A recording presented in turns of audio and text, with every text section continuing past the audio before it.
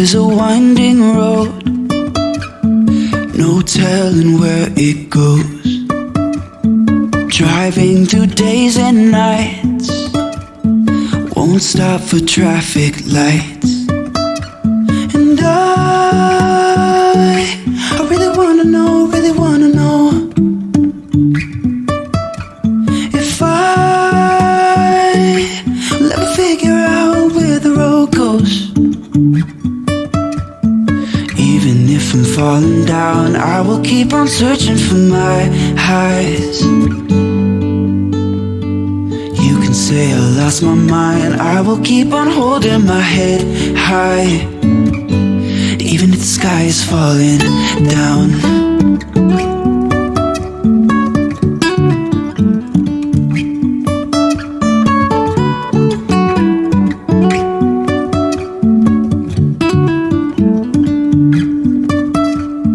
Jumping from cliffs so high, trusting our wings to fly. Sometimes we're crashing down, but we get up and start from the ground. And I really wanna know,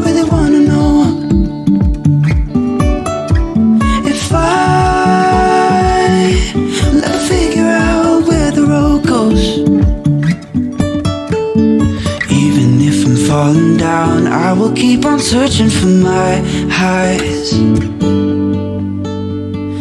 You can say I lost my mind, I will keep on holding my head high.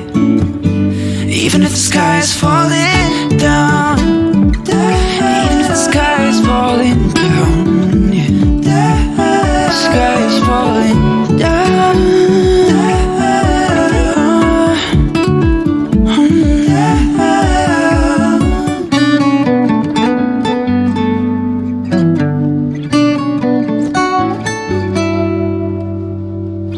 Even if the sky is falling down, even if the sky is falling down, the sky is falling down.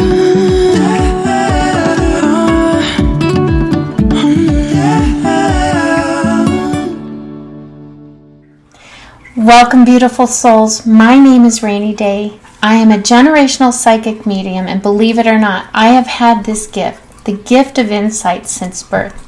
And I am bringing to you a series of interviews with some incredible psychic mediums, and they all come from the beautiful Lisa Williams student community. Lisa Williams has been a mentor of mine for many, many years. Just because I was born this way doesn't mean that I am done learning. And I have had her grace and her incredible spiritual educator abilities from the Lisa Williams School.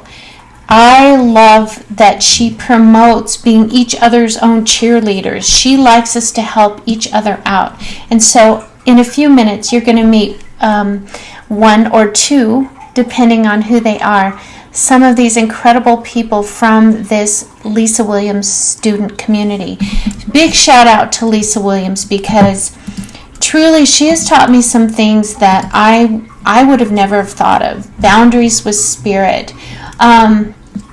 Ways to get evidence and identifiers as a medium, ways to really be that forensic psychic. If you're interested, she has the Lisa Williams International School of Spiritual Development, and you can find her website on lisawilliams.com. This is a non-paid endorsement. I am just paying it forward because there was a time when Lisa Williams and Muni from themuniverse.com offered a class on launch your psychic business, and it changed my life.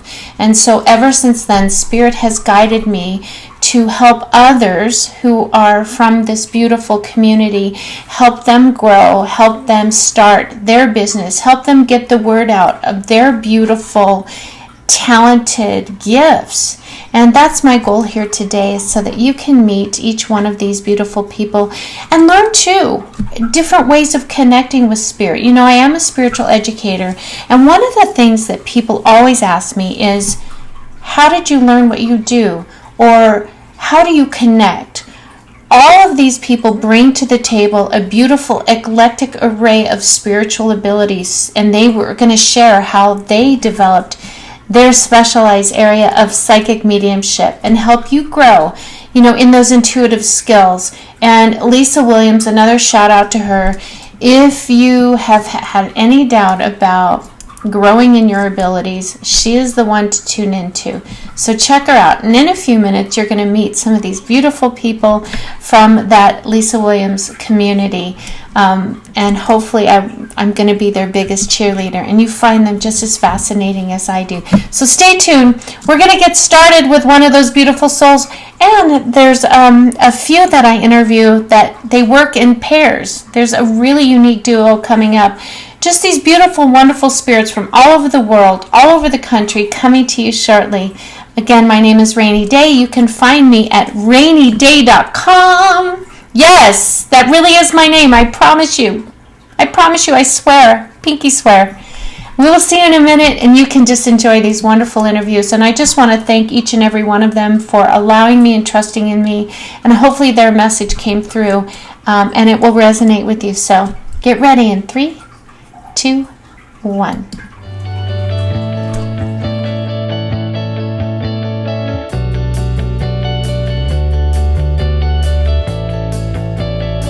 We have another incredible episode of Chilling with Spirit. This incredible human being, when I first found out that he wanted to be a part of this series, I immediately felt a warmth. I felt that this soul, this being, has so much compassion. And the more and more I learned about this incredible being, the more and more I confirmed what I was already feeling. When I went on his website and looked at his testimonials, there was one word that kept repeating over and over and over: compassion. Before I bring him on, I want to read just a little bit about what his clients gush. They are literally gushing about him, about his warmth. He's very informative. He gives information freely, which I love. It feels as though he's the spiritual educator as well. The authenticity comes through, but with that authenticity is he has, I guess, a little tickle side, a little funny side, because when you look on his website, we'll talk more about this, there's some words that just popped out, and I thought, he is so fun. He's so brilliant. He's amazing. He has a very empathic side. And then again, I think the word compassion just stood out. Now, I am terrible with names and words because spirit comes to me all the time. My name really is Rainy Day. I'm a natural born generational psychic medium, and spirit just sometimes bombards me. And of course, all those spirits come from different nationalities, different backgrounds. So sometimes I really have a hard time saying words. So I'm going to let him introduce himself, because watch out, there are big things coming from the soul. Welcome. Hi, how are you? Introduce yourself. How do you pronounce your entire name? Oh my gosh, thank you for asking that question. I'm terrible with it. It's okay, and I have deep sympathy for people who also have uniquely spelled names. My name is Trece Spalten. And there's a whole story behind how I got my first name that we could maybe get into at some point in this talk if we wanted to. But my name is Trece Spalten, and I'm an intuitive medium and a teacher and a healing arts practitioner. And I'm based in Austin, Texas. And I'm just so excited to be here with you, Rainey. I'm so excited too, because my name is Rainy and Day. My mother had, I'm born in the 60s, so I guess she had a moment of coherency and thought, let's throw a normal name in there, Anne, Rainy and Day. So I understand about names. I understand. I really loved your website. I really like how eclectic you are. I think at the core of everything that you do is healing. And as I'm looking, it's called Intuition and Healing. What I loved is your tagline, good intuitive guidance is golden. Where did that come from? What is the meaning behind that? Tell us a little bit about how this all came about. Oh, wow. Yeah, that's a big question. I'll start with the tagline, though. The tagline is actually, that's something that I came up with one day, and it wasn't me sitting around thinking about it. I'm also involved with other circles of professional intuitives, and we all collaborate and help each other out with readings and help each other out with healings. And I realized that, and even working with my clients, I've seen so many of them go from unsure and lost and confused to really thriving and succeeding and accomplishing and manifesting their intentions, that it just became the most succinct way I could think of to describe why going to an intuitive advisor, going to a psychic, going to a medium is so valuable, because good intuitive guidance is golden. And there's honestly, sometimes you can also get not good intuitive guidance. There's some skill, and there is some training, and there is professionalism, and there's more to bring to it, because I personally believe everyone has intuition. Everybody can be psychic and everybody can do a reading, but that doesn't mean that everybody is who you want to go to for a reading either, right? And so Totally agree. Yeah. And so well, that's why I became licensed, because I want to let people know that I am a professional. Yes. For me, it's very important. You know, perceptions sometimes are everything, and I totally agree. And I really believe that psychic mediums and our modalities really benefit through a deeper healing. And my goal is not to have people just keep coming back to me, but to give them, like, what I loved about you is you give people tools. Yes, I'm so big about that. I'm so big about making things practical, right? And really bringing it into lived, embodied, direct experience, right? Like, and I can help you with some of my perspectives around those things, but I really want you to have a lived experience, and then you can decide what to believe about them. You're amazing, because I looked, you have so many modalities, but they all work in concert with each other. Definitely. Your intuitive and mediumship readings. And you call it soul guidance. I do call it soul guidance. Yeah. I'm my butterflies are getting chills, and they're going to fly off my arm any minute now, because that just so resonates. You're also, this is very cool. People, I'm even thinking of booking this, because this is cool. Personal and ancestral healing. Yes. People forget that they are guides as well. You don't know them. That's your DNA structure. Yes. And then I love spirited living, coaching and consultations. And then you're a teacher, intuitive training. So tell me a little bit more about the personal and ancestral healings, because for me, your core is healing. Yes, everything that I do, especially professionally in this work, is focused around healing. And it's always been that way for me. I have a background in psychology. I'm also a licensed massage therapist. I'm what used to be a Montessori educator, right? And so, like, a lot of my work has been around, yes, healing and helping people to restore their sense of their true selves and restore a sense of purpose in the world. And to me, that's what the greatest amount of healing is. It's about reestablishing a relationship with your true self, with your spirit, as well as with the world and all of the support and connection that is in the world as well. So personal healing is what a lot of people are familiar with, right? I've been trained as a Reiki master. I've trained in shamanic healing. I've trained in various forms and modalities of healing, and I bring all of that together for personal healing, which I can also do remotely, that focuses a lot around energy work these days and calling in your healing guides and having them assist with the healing too.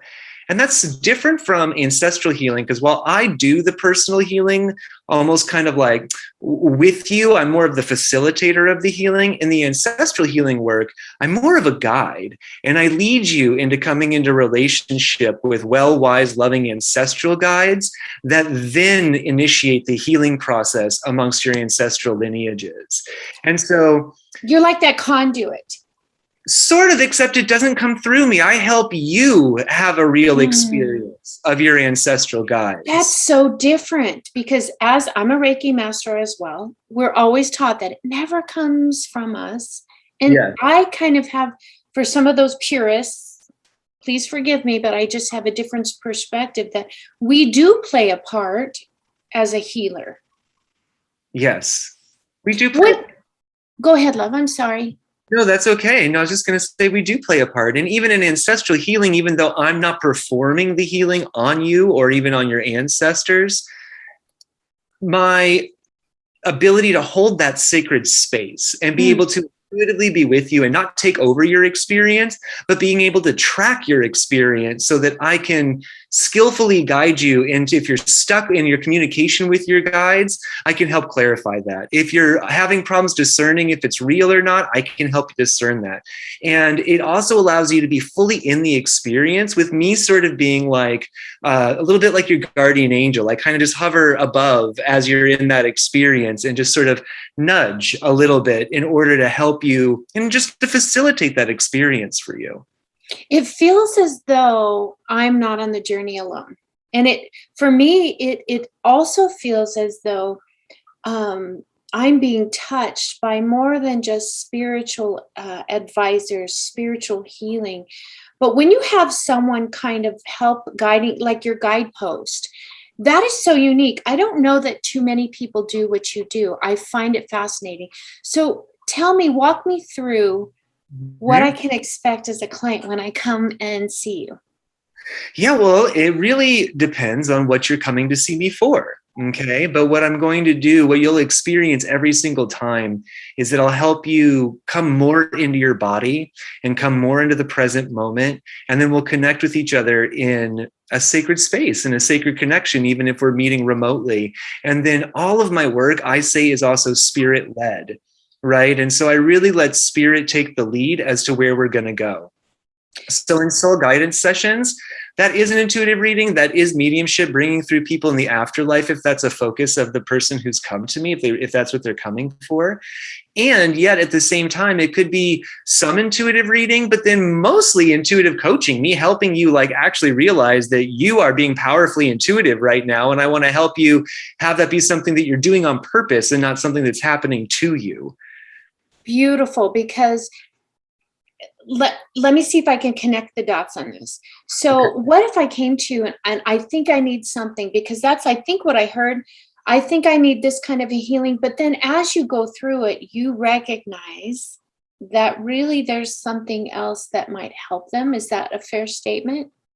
Yeah. And so if you were to come to me for a soul guidance session, I realized that what you really needed was to shift energy in a way that my words in the reading wouldn't necessarily do. And so I'd invite you to do a practice with me. Okay. And so we might go through some energy work in that way. The goal is always to get you to some sort of resolution, to empower you, to get you clarity, to get you feeling aligned with what feels right and good and true and whole for you, so that when you leave, whatever magic tool I have to pull out of my bag of healing tricks, right, I will pull out for the highest intention of why you came to see me. Your words are amazing, because as I was, scrolling through your website, it says connect with me, not contact me. I love that, because that's that personal affect that you give people. That's that energy that you exude. You also say, when I opened it up, there were these beautiful rainbow angel wings, and it was just this warm feeling. But you said, remembering your magic. Yes. Connect with me to explore my offerings and schedule a session. Remembering your magic. So can you expand on that? What has been your experience with your clients? What are their aha moments? Mm-hmm. Thank you for asking that. Yeah, remembering your magic used to be my tagline before I switched it on my website to Good Intuitive Guidance is Golden, because remembering your magic is really something that is really the heart of why I do what I do, is because I know truly from my own experience and having been doing this work for so long that life is magical and we are inherently magical. And what I mean by that is that we are so profoundly connected to every force, being, and energy in the universe at all times. And that the greater degree we can be aware of that and be in relationship with that consciously, the greater things happen for us. Synchronicities, miracles, intuition is the result of that sacred interconnection that magic flows along. We often don't consider intuition magic, but it's absolutely magic. It gives us the ability to be in contact and relationship with the whole other than human world, animals and nature, but then also stars, planets, all of those things, but then also our fellow human beings. We can really share each other's experiences. And I often think intuition is the basis of compassion. It's the ability to be able to see through other people's eyes. It's to be able to know what a life experience is without having lived through it. That's beautiful, because you even talk about in one of your modalities, spirited living. Yeah. Spirited living. And so what you just said is like the embodiment of that, correct? Yeah, and that's kind of one of the things that I actually just recently wrote out, I think, in one of my newsletters, was that my soul guidance sessions remind you of your magic, and spirited living is about learning how to live your magic. So you could walk from away from a soul guidance session, be reminded of your magic, and then go live your magic. It's not that, there's no barrier to it. But oftentimes we remember, it's like, oh, I am profoundly intuitive, or, oh, I do know about my magical connection with the universe. But what's next? And I have all these questions, and how do I get better at that? And how do I develop that? And that's where spirited living really comes in, because it's a lifestyle, and it doesn't have to replace any belief system that you already live in, right? That you already participate in. It's not about a new religion. It's not about any of those things, right? It's about practices that have results, and then you can draw your conclusions from them. But those practices and those results are always about helping you live more consciously and intentionally, and having the whole universe support you in those things. And as you're talking about this, it just like zaps me into the present moment. And you talk about brilliant living. Oh my gosh, there's so many facets of you. I'm a spiritual educator as well. Uh-huh. I would like to know, and I know some of my followers, they want to understand, where did this start for us? Where did it start for you? Now, I was born this way. If it wasn't for my beautiful grandmother Oz, I don't know where I would be, because she was my mentor. She mentored my whole family generationally. This has been nothing else that I've known, nothing differently. But not everybody has that. Where did you find this spark? When did you know? Well, Rainey, I was also a child. I've been like this since I was a child, only I was not as fortunate because I didn't have any other people like this in my family, right? My parents kind of thought that I came from another planet, even when I was pretty young. And I know. I have a tattoo that says I'm not from here, because it really is growing up and being so grounded and so aware of all of the energy around you is not in the normal society. No, I recently just told somebody, actually, when they asked me how I got into this, and I said, well, it's not actually something I ever got into. Like, it was like, oh, that's interesting, let's go look at it. It was a process of needing to know what was happening with me, right? Like, it was a process of self-discovery. It wasn't like, oh, let's go find that thing. It was like, I need to know what's going on. Right. I know. Oh, no, I totally get it, because then life happens and we start adulting. But so as a child, you kind of knew you were different. Yes. And I mean, it started really young. I mean, I probably how were you different? Well, when I probably had a nightlight longer than any child should have a nightlight. And it wasn't because I was afraid of the dark necessarily. It wasn't the darkness, but as soon as the light went out in my bedroom, my room was filled with people, the outlines of people, right? And they weren't doing anything scary, but they were all looking at me, and to a child and probably to an adult, that's scary, right? And so... Yes. And so like that tipped me off that something else was going on. And then I ended up predicting the birth of my sister months before my mom even conceived, when I was about 5 years old.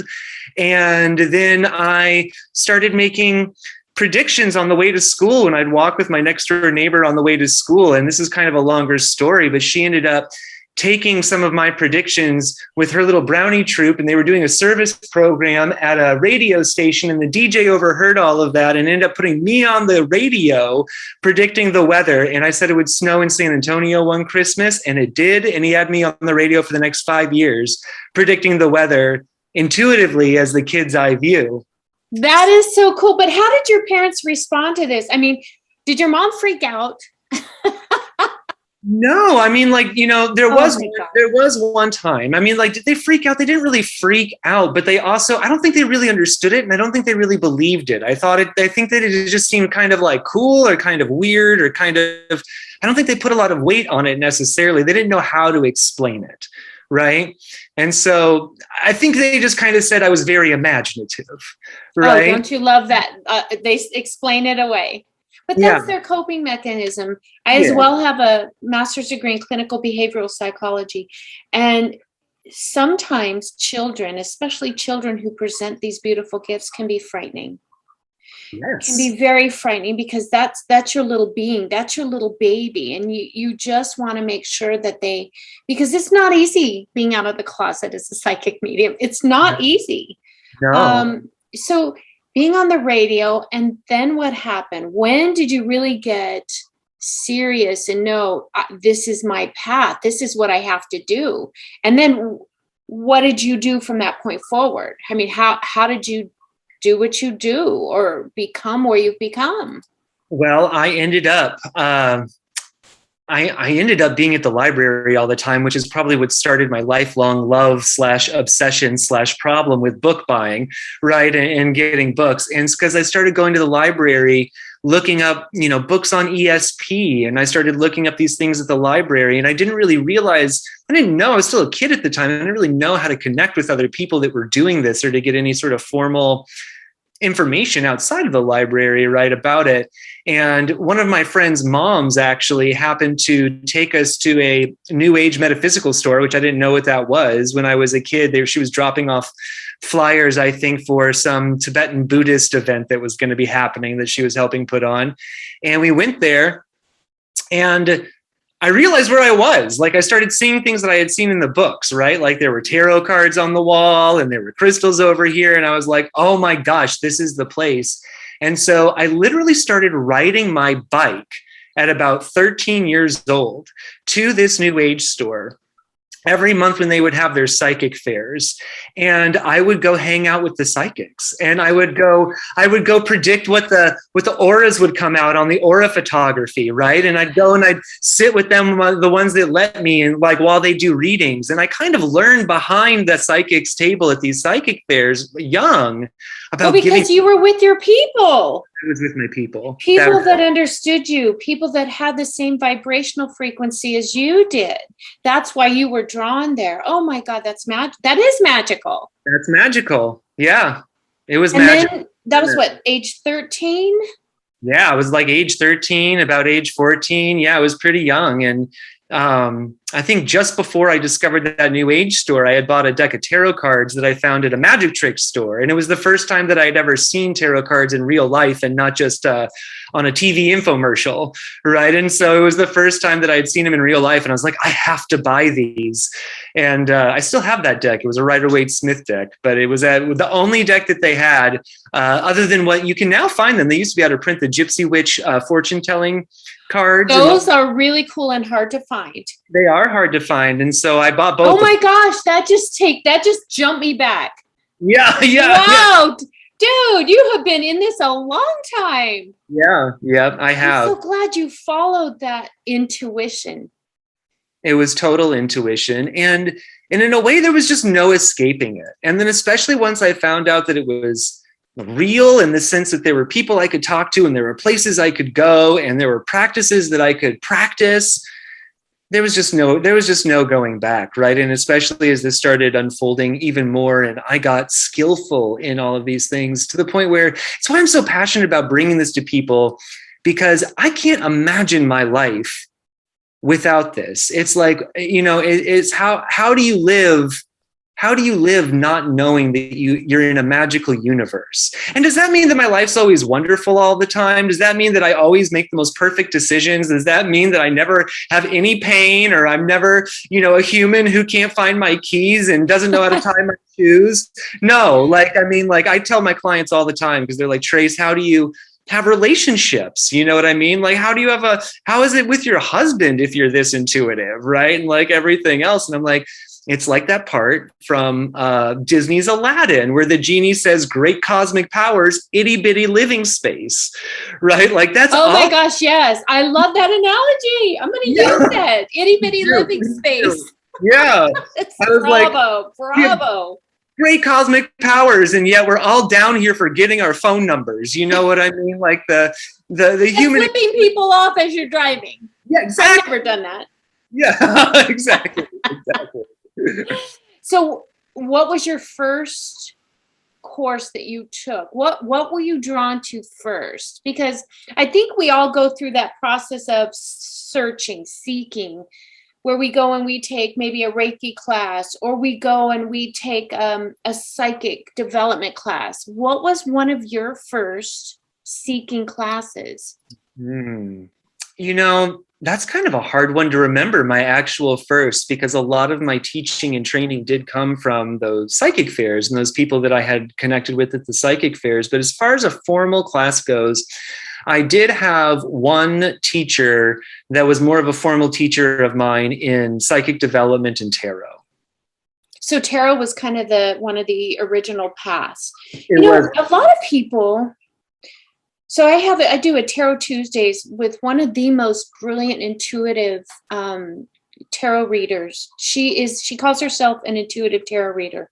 Her name is Michelle Tell, The Signs of Tarot. She's incredible. When I started doing that, I had put my tarot cards down for a very long time. For me, they open up so many more doors. It's almost like a reminder, a visual reminder that just brings you. I love going down rabbit holes. Like you buying all those books. I have books, and like one of the first people was Sylvia Brown. I don't know. I mean, I'm 60. They had color TV, people. When I was young. Just going to say that right now. But like she was one of the first books I bought. What are some of the books that you bought or other? Because we're in the Lisa Williams group. That's how this all came about.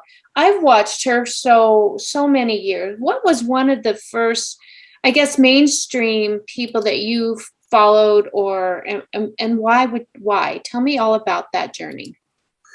Yeah, gosh, the first mainstream person that I followed. I mean, like, I remember when all of this really started to actually become more quote unquote mainstream, because I was so young when I got into it. I'm 38 now, right? And so I'm not necessarily like all that old per se or whatever. However, you're a baby. And so, but I started so young that I do remember I was already very consciously in this world when, John Edwards got on TV. Yes. Right. And he was actually, even though I never really considered him like somebody that I looked up to, it was a big deal to see a man doing this work, because even as a child, I was still the only boy in a sea of women, which is fine. And that's how I've almost lived my whole life. It was the same in Montessori education. It was the same in massage therapy, right? Like that's how I'm used to that. But still, it was a big deal for me, because here was a man on TV as a psychic medium in everyone's living room for the first time. That wasn't Miss Cleo and wasn't Shirley MacLaine. Yeah, Shirley MacLaine or Dionne Warwick, right? Yes. Yeah, which I never thought of that. Them, no shade to any of them, right? I loved them too. Oh, no, not at all. Miss Cleo's shtick. I love that still to this day, right? But it was just, I remember that being the first time. Funny enough, it kind of almost reminds me of like, when Ellen came out. And I know that seems strange, but it kind of reminds. Yeah. That makes perfect sense to me. That's a beautiful way to equate it. I remember that too. When Ellen came out, I was young, but I knew I was different in more ways than one at the time, right? And so that was a big moment for me when she came out, because that was one of the first times that it was so mainstreamed. Yeah, and I think sometimes people lose sight of this was predominantly women. And I think because women are just more attuned to, and I think it's that dogma, that human existence, those things that from society that is put upon us. And I love where we live right now, because when I was little, being a psychic medium was very hush hush. I come from a sixth generation, very astute, very well known in politics. Like my grandmother's father was governor of Nevada. You don't just come out as a psychic, but if you've ever watched that movie Practical Magic, the two M's, Yes. that was her. And she was okay with being just her, but that was very rare. Thank you for that reminder, because what I love about you is it's that authenticity that I talked about earlier. So when you did all of this and you started doing this professionally, you also do some training, because as I'm looking on your site, you had an intuitive training, and there's also a free download. People go to his website, download. It's intuitive. I'll have to look that up, but it's having to do with intuitive. But you did intuitive training. What is intuition? Is it a gut feeling or a hunch? And I love the things that you put, your bullet points that you learn about inner senses. How important is that? And where did you come up with this curriculum and this order? Yeah, that's a great question. So I kind of feel like my training went the opposite direction from the way a lot of people are doing it today. And what I mean by that is I think that I got a lot of what I call living room organic training from people, right? Like it was like Reiki circles in people's living rooms with the psychics that I knew from these psychic fairs, right? And like spending time with them and doing cards at the table and learning that way.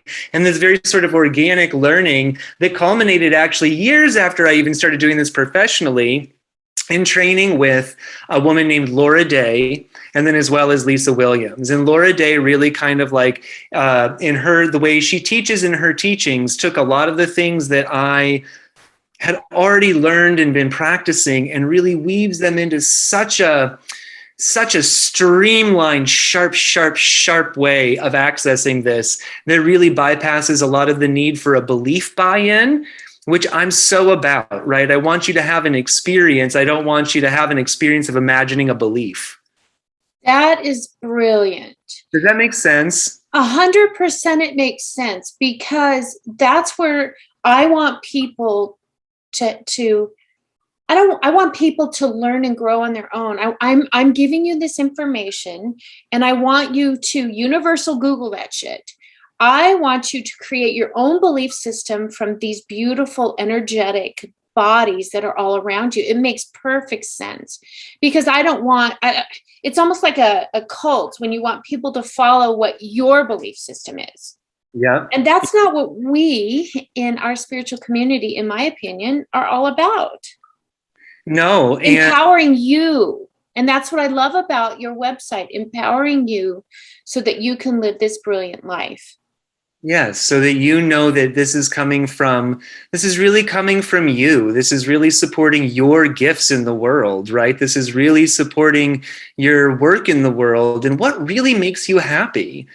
You know, one of the practices that I share with almost every client, regardless of why they come for me these days, because it's so simple yet so profound, is, do you mind if I share it right now, Rainey? You share whatever. We have plenty of time, my friend. Okay, great. So it's really simple, and you can do this with me if you want. Eyes open, and you don't even have to close your eyes. Just scan mentally your body from the top of your head to the bottoms of your feet, up and down a few times.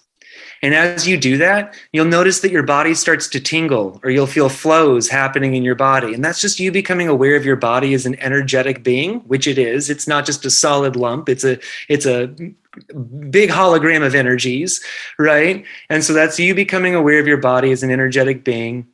And then just ask your body, where in my body do I feel most like myself right now?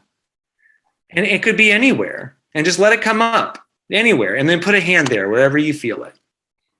My gosh, as soon as you said that, I immediately went to my heart. Yeah, put your hand there. But that's how you're making me feel too. And it could be anywhere at any time you do this exercise. Okay. So is that truth signal you talk about? Yes, and very much so, but we're going to expand it even more. And okay, let's do this. You know what that truth signal is, right? I'm all in. Ask that sensation of you feeling most like yourself, ask it to turn up. And just notice what comes with that. What are the senses? Are there images? Are there colors? Are there sounds? Are there textures? Are there tones? Are there memories? What is that sensation like? And then ask it to fill your whole physical body. Wow, that's like almost an instantaneous shift. Now ask it to expand out beyond your physical body into your personal space around you.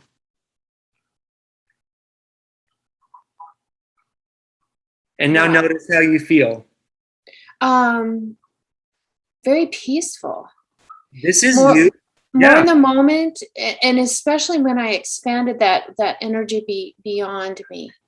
That was very impactful. Honestly, very organic, very quick. That's what I'm about. That is what I am about. And what we did is we filled you up with your actual real energy. You empowered me. This is your real energy.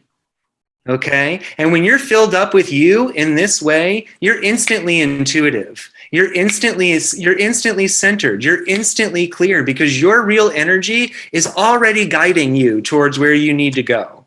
And when we're lost and confused, which we all are, then we kind of like move ourselves somewhere else in our body. And that doesn't mean that we're empty. We're actually filled up with the energy or the thoughts, wishes, intentions, goals, desires of others. And we're trying to be who we think we need to be by looking at all of these other opinions and perspectives and everything else versus being guided by our own real energy.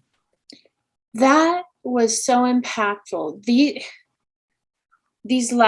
That took us less than 5 minutes. So impactful. You just empowered me. Yes, good. Empowered me.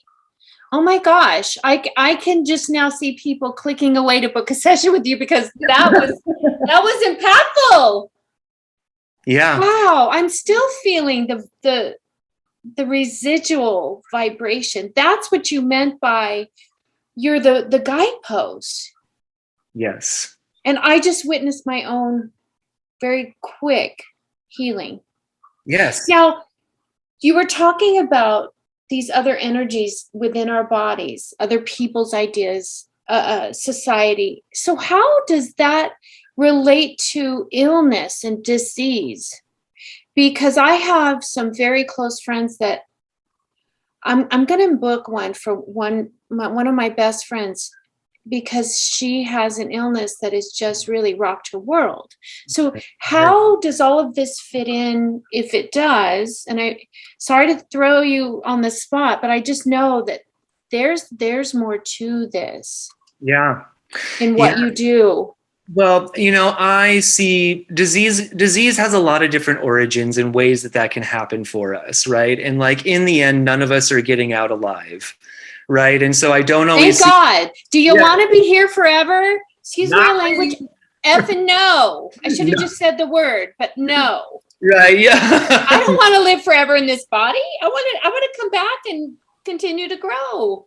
Yeah, exactly. And so I don't always see it as even necessarily a bad thing or it means that something's wrong per se. But I will say that when you are filled with your own real energy, that is the most healing state you could ever possibly be in, because it entrains all of your cells towards your health. We are all organized to live, to survive, to thrive, to be healthy. Like that is like the base program that gets thrown off by a number of things that happen in our environment, from our ancestors, and from the way that we live our lives, right?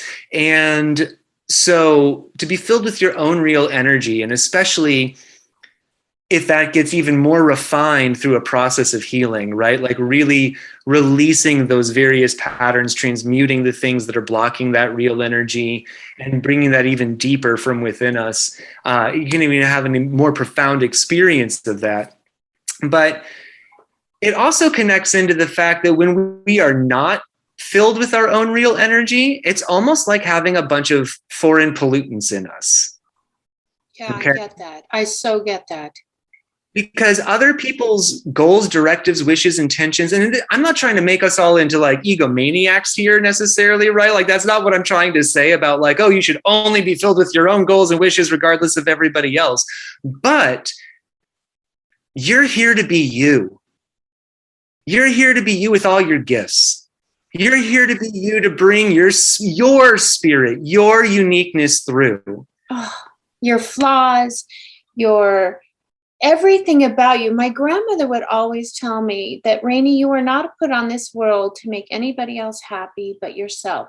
Because when you're okay, everything else reverberates down around you okay. That includes relationships, that includes if you have children, animals, work. If you're okay, everything reverberates. It's a frequency, it's a vibration, it's fine-tuning that soul's radio into your highest and best. And to me, ego is a sentient being. Ego has its purpose, but that's different than ego. It is just, we are here, in my opinion, to really refine and grow and be the best version of this current lifetime. Would you agree? I definitely agree that I think we are here to further refine ourselves. I like to see it around, I try to sometimes shift my mindset and my perspective from talking about progressing or advancing sometimes, because in a way I believe spiritually we're already all masters. We're already all enlightened. Right. And that the purpose of coming here so specifically as Trece, as Rainey, with all these conditions, is so that we can refine the way that we express our creativity. And I don't just mean that like in the way we think about art, but the way we create our lives, the way we create our societies, the way we create our communities, the way we create our identities. Right? That we're here to be creators. And then in each lifetime, we get more skill in how we can create. Does that make sense? Absolutely. Because as soon as you were talking about that, when you are your best version of yourself, that creates that universal unity. Yeah. That's where you're connected to that universal oneness. And that's, I think, from a societal standpoint, where I think that we are slowly evolving to, because that's when there's that universal peace. That's when there's that serenity. That's when that society really has a compassion for one another as a sentient being. Yes. So as we go, you're brilliant. I could talk to you for days. I'm serious. I could talk to you for days. I mean, I'm getting chills all over consistently. Those are my truth signals. So how are spirit guides, because in your intuitive training, how are spirit guides important in this journey? What purpose do they provide you? Why do you bring spirit guides in this intuitive journey? I actually, the way I think about spirit guides, and I also leave it open to people. I say, you don't have to believe in spirit guides as individual spirits that are out there. Maybe you do see them as reflections of your own higher consciousness, right? But the important thing is to always treat them and to speak to them as if they were their own entity, so that way you can get new information from them and it creates a relationship. Everything, as much as everything focuses on healing for me, healing is all about relationship. And so my work is also about relationship. So even if you think it's a higher part of your consciousness, it's important for you to come into good relationship. And that means not thinking it's just some figment of your imagination or even bossing it around. But I just like to put that out there because I see spirit guides as actually a part of our spiritual anatomy. See, you are brilliant. I'm going to use that spiritual anatomy. I do. I see them as part of our spiritual anatomy because we cannot be here without guides. We all come with guides, right? And even with them being their own spirits, their own entities, their own persons, I say, look at our physical body. Not even our physical body is just us. More of our cells, especially in our guts, are made up of other creatures that don't even share our DNA, but are essential to us living. Oh my gosh, that's brilliant. They are essential to our living, but they aren't part and parcel to who we are in our DNA structure. And that's like spirit guides, not trying to call them gut bacteria necessarily. But they have a purpose and a place. But they have a purpose and a place, and they remind us that we are an individual within a community always, and we never do anything on our own. Nobody ever does.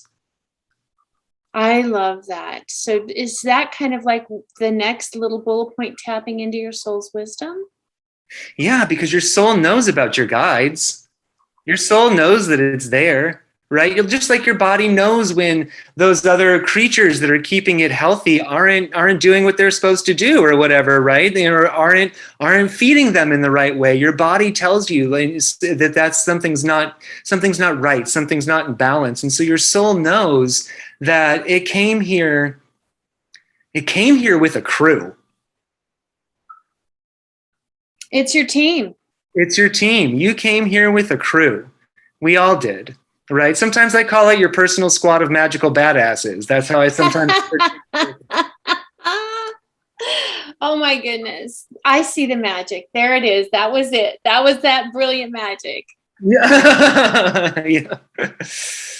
Oh my goodness. Oh my goodness. So it also remembers, it remembers yes. The wisdom that you've garnered through lifetimes. It remembers the wisdom of the earth that we live on and the sacredness of the earth. And it remembers the truth of reality, which is that everything is sacred, right? This is all an expression of divinity, and that there's different layers of it. And we can get super into philosophy around it, but the soul's wisdom doesn't. The mind wants to put a lot of philosophy on it, which is great because we have a mind, and our mind is beautiful and wonderful and diamond-like and multifaceted, and we should continue to polish that. But our soul doesn't need all of that explanation. Our soul's wisdom just knows what might be impossible to express. It doesn't need to connect the dots. As humans in our human existence, we have to connect the dots. And what I've learned is that we're constantly seeking to understand our whys. When sometimes you don't really just need to understand your whys. And that's your next bullet point, managing strong intuitive abilities. Yes. Because for me, I have learned to just be more driven by spirit, that divinity within me, as opposed to understanding the knowledge behind it. Because when I'm truly driven by spirit, I don't get in the way of myself. It's almost like I have this, a lot of people with your higher self, because it is above you, your soul, think that this is a void, that you're not in constant contact. And when I'm driven by spirit, and that's that managing that strong intuitive ability, I feel more of a constant, direct, 24/7 connection. So talk to me about managing strong intuitive abilities. What do you mean by that in your syllabus for your intuitive training? Well, what I mean by that is that I'm really, and so, like I said earlier, I care a lot about helping people who are already very naturally open to their intuitive abilities, because I don't see it as not being natural, right? Like sometimes I say that my definition of supernatural is that nature is super. Okay. Oh my God, you're creating magic once again. Don't you guys just love this soul? I am so glad we connected. And magic. So that's my definition of supernatural, that nature is super and it can do a whole bunch of things that we don't understand. It's very mysterious, right? And so to me, when you are already strongly intuitive, it means that you're a very sensitive person. It means you're very open. And oftentimes it feels like the world and your abilities are happening to you and you're not choosing to use them. Okay? And makes sense. Makes perfect sense. Yeah. That I try to help people do. And oftentimes all people need in order to do that is the language, the context, and the lived embodied practice of just a few things in order to feel like they understand what's happening to them and how to get a handle on it. And I've also had to deal with my own abilities, and I've had to figure out different ways to experience different things. Because normally I can just sort of open up and I'll start getting information and everything else, but sometimes the information, it's too flooding or it feels too challenging to me or something like that. And so I've learned a little intuitive trick is to imagine a screen in front of me and have it show up on a screen and not actually come to me. And that's a way to manage your abilities that you might not know about if you're just coming in with natural talent. Does that make sense? Yeah, 100%, because I used to teach a third eye viewing screen. Yeah. So that you can witness it rather than sometimes get lost in all the noise, because sometimes because we're still in that human experience. Those vibrations can feel like a bombardment, and then it's confusing. It's almost like an octopus with so many arms, and they're all reaching out for so many different things. It's hard to keep track of all those different arms, but I love that you do that as well. Sitting back and witnessing enables you to be more present and really get those strong downloads. That's a really good tip. I love that.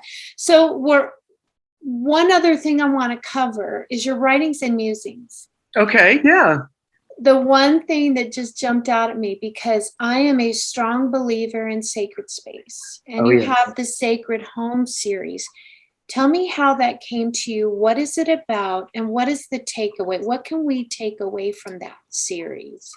Well, I'm with you. I'm all about sacred space, and my home is literally my temple. I'm a Taurus sun with a Cancer moon, okay? If I didn't have an Aries rising, I'd probably never leave the house. Holy Schmidt, I'm an Aries. Oh my gosh, I feel you, my friend. I feel you. And so I'm very home-centered. I love my home. My home is my temple. It is my sacred space. And so I consciously live in my home as a sacred space. I mean, there are little altars everywhere, whether or not you can even tell they're altars or not, but they're just everywhere. And it honors the different elements of my home, because really traditionally, and many cultures and societies throughout world and throughout time, the home was a reflection of the universe. The home was a reflection of your life, right? And not just the status of your life according to society, but it was a reflection of, you know, where the spirits and divinities of the hearth and home lived, in your fireplace or in your oven, right? Or that, you know, the kitchen is a perfect place to set up a little area for your ancestors, right? Because where does everybody gather at home gatherings and everything else? It's the kitchen. And for how many thousands of millions of years of evolution have we all gathered around food and fire, right? And so it's a way of bringing, because we're not making anything sacred. The world's inherently sacred. This is remembering why these places and why our home is sacred, why our lives are sacred, why these different rooms, they hold sacred intentions. Our bedroom holds the sacred intention of rest, of restoration, of dreaming, and of love and of intimacy, right? Our bathrooms hold the sacred intention of cleansing and releasing and connecting to ourselves in vulnerable ways. I am just finished reading your whole series. And in part 2, I love this. It says, your home in and of itself is a living being that requires exactly what all other living beings require: love, cleansing, feeding, and care. Can you expand on that beautiful sentence that just resonated and vibrated through my entire being? Well, if I were to be really specific about it, I would say that I'm an animist, which means that I believe that there is soul, spirit, divinity present in everything, okay? And that everything is alive and you can communicate with everything. You can have a relationship with everything, okay? And so our homes are their own beings in their own sense. They have memories. They hold energy in their own specific way. Right? I mean, we're all familiar, or at least I know you and I are familiar with people who do home clearings, home cleansings, home blessings. And why that's important? Because a home is a body just like any other body. And what do living things need to be vital and vibrant and robust? They need those things. They need care. They need tending. They need attention. Yeah, because you talk about, and I'm a big believer in this, because I have seen negative, lower vibrational energies. Myself and 3 other partners did that for a while. It is real. I don't care what anybody says or thinks. They are real. And you talk about spiritually protecting your sacred home from unwanted and unwell energy and influence. Can you expand on that? Because I'm a true believer in that. I've seen it. Yeah. I mean, physically felt it, seen it. And one thing I want to ask you about too is you have the power over all of those. You are not powerless. It's not like what you see in the movies. It is definitely not like what you see in the movies. And Yeah, the greatest way, and I say, you know, I think it's true for us as individuals, and I think it's also true for our homes, is the greatest way to protect yourself is not necessarily from those unwell energies, not necessarily to fight them all the time, but to have a robust immune system, right? And what that means is to, for me, in my perspective, is to have a good relationship with the energy or spirit of the land that you live on. Brilliant. Okay. Absolutely brilliant. And to honor the thresholds of your home as sacred entryways into your life. And that's why we put things every culture has some sort of door guardian that they can put on their door, right? From all the different traditions, whatever it is, if it's folklore, religion, magic, whatever it is, there are countless traditions of putting things on or over your door in order to honor it as a sacred portal and to only allow that which is good for the home and the family to enter. Okay. Yeah, because you talk about having a physical talisman. Yes. So what is that about, and what is the simplest way to spiritually protect your home? Is that like what your go-to? And what is creating a talisman, or whatever form that takes? Yeah. So, I mean, one of the things that I have by my front door is I have a handmade sort of like wooden plaque of Archangel Michael. Okay.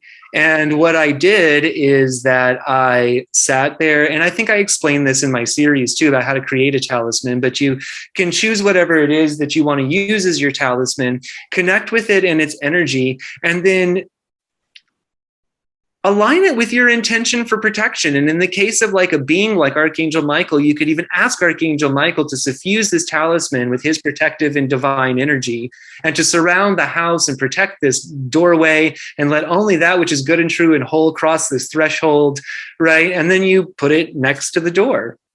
And every once in a while, like even when you're walking out, you could have a more formal ritual for continuing that empowerment, or you can just even touch it and just put some energy and give some gratitude and just re-experience the protection around your home, right?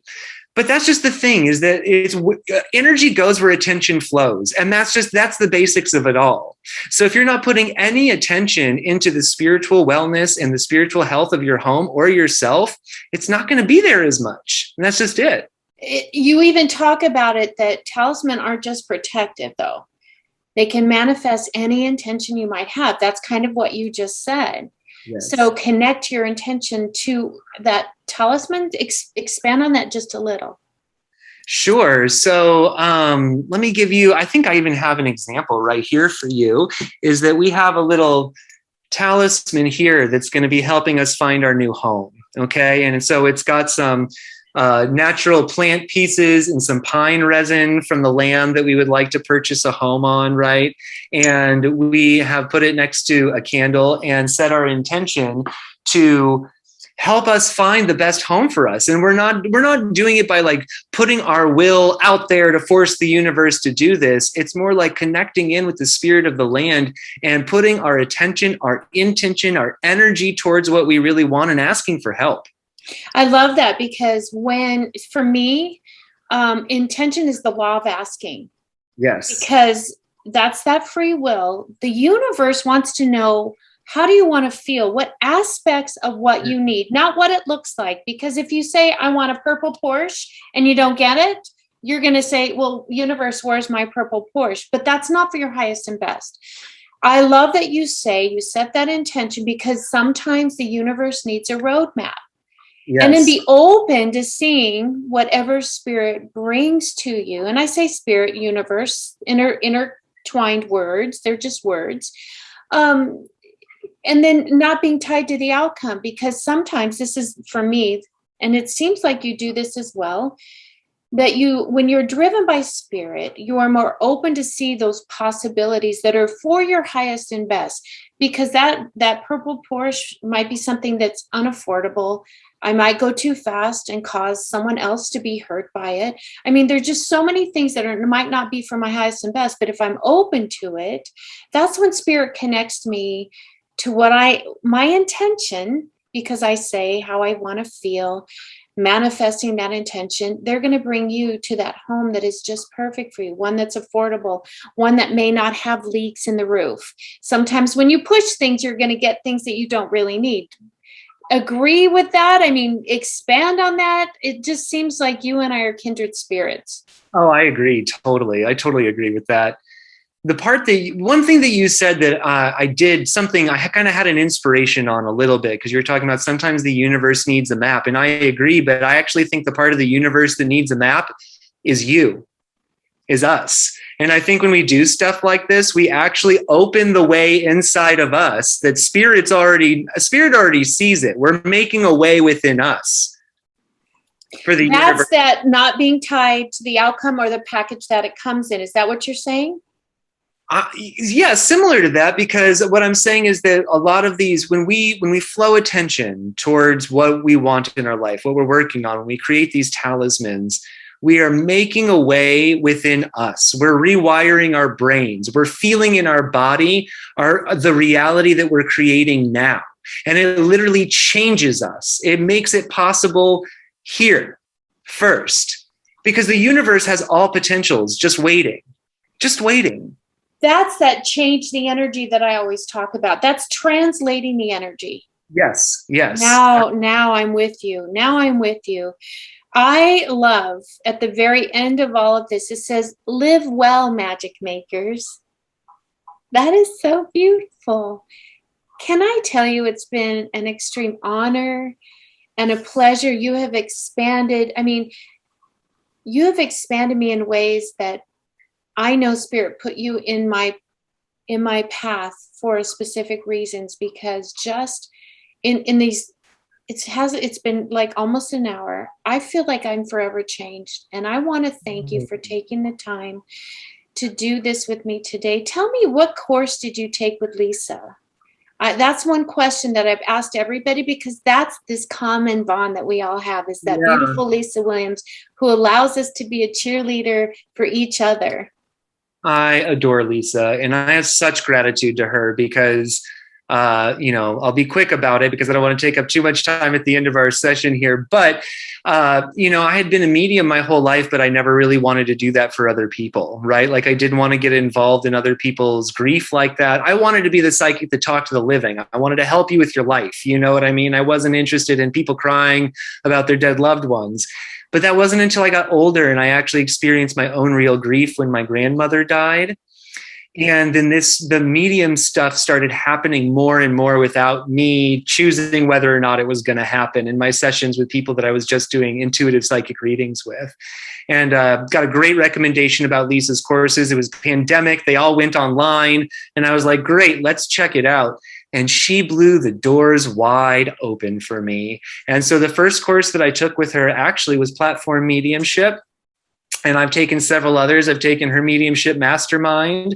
I took her shorter forensic psychic class.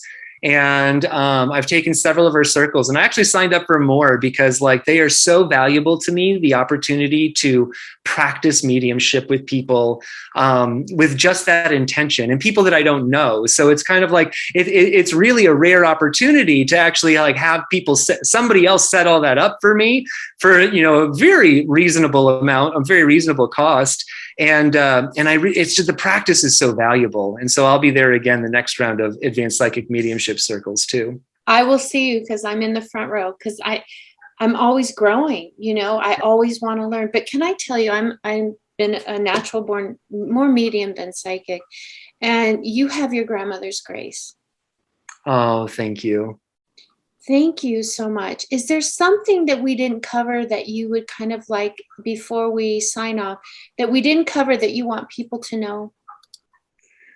I want people to know, I guess I'll plug something for a little bit, right? Because I recently started a Facebook group called The Spiritual Realist, and I invite you to check it out and go find it over there for everyone who's listening. And the reason I'm sharing that now, when you ask me if there's anything that I would like to share with people, is because I am so passionate about this being real for people. This not being spiritual bypassing, this not actually getting in the way of your healing and your growth, because that can also happen. This not taking away your power, because that can also happen, right? And for you to know that you don't have to become somebody else in order to be a magical and intuitive, because that is your birthright as a human being, is to be magical and intuitive. And I want it to be so real for you that you know that in every cell of your body. I joined it today. Oh, yay, good. I did, and I can't wait to see more unfold in this beautiful, the spiritual realist. So I'm going to have all of your social media and all of your connections in the YouTube video. Where can we find you? What is your website? My website is my name. It's TreceSpalten.com. TRECE is how you spell Trece. Spalten, SPALTEN.com. And then you can find me on Facebook at facebook.com/TreceIntuitive. Instagram's the same.com/TreceIntuitive. And then you can find me, my Facebook group should be open to everybody, just the spiritual realist. That's brilliant. And I want to thank you for helping me remember my magic. Oh, yay, Rainey. It's been an honor and a privilege and so much fun. Thank you so much for having me on here. Until we meet again, my friend, I'm so grateful that our paths have crossed. You take care. Guys, if you didn't fall in love with him before, you sure did now, because I am a fan. I am a fan. Thank you for your time. You're a beautiful soul. I look forward to seeing incredible things to come. And I'm going to book that healing session for my friend. Take care, everybody. Make this day a magic day. Trece, God bless. Bless you too, Rainey, and bless everyone who's watching. Big love. Bye-bye, my friend.